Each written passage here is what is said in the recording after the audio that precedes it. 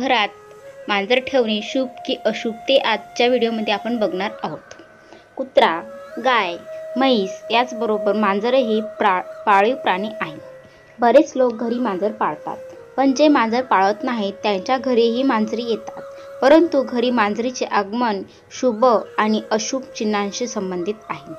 मांजरीबद्दल अनेक समज आणि अंधश्रद्धा आहे, त्यामुळे सामान्यतः लोक मांजरीला शुभ मानत नाहीत। काही लोक मांजरीला काळ्या शक्तीचे प्रतीक मानतात। मांजरीला नकारात्मक ऊर्जेचा स्रोत देखील म्हटले जाते।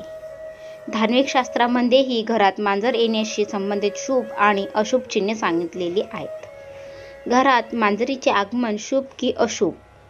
जर अचानक तुमच्या घरात काळी मांजर येऊ लागली तर ते खूप अशुभ मानले जाते।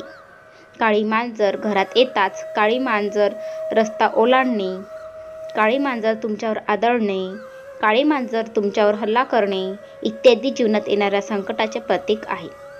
घरी काळ्या मांजरीचे आगमन देखील नकारात्मक शक्तीची उपस्थिती दर्शवते। दुसरीकडे जर तुमच्या घरी अचानक पांढऱ्या रंगाची मांजर आली तर ते खूप शुभ मानले जाते। पांढरी मांजर शुभाचे प्रतीक मानले जाते। असे मानले जाते की एक पांढरी मांजर तिच्याबरोबर नशीब आणते। त्याचबरोबर घरात पांढऱ्या रंगाची मांजर आल्याने नकारात्मक ऊर्जाही निघून जाते। मांजरीशी संबंधित इतर शुभ आणि अशुभ चिन्हे: घरी मांजरीची पिल्लू जन्मणे। घरी मांजरीची पिल्लू जन्म देणे हे खूप शुभ लक्षण मानले जाते। या चिन्हाचा अर्थ असा आहे की लवकरच तुमच्या घरी शुभ कार्याचे आयोजन केले जाऊ शकते। कोणत्याही शुभ कार्यापूर्वी मांजरांच्या रडण्याचा आवाज आला तर ते अशुभ लक्षण मानले जाते।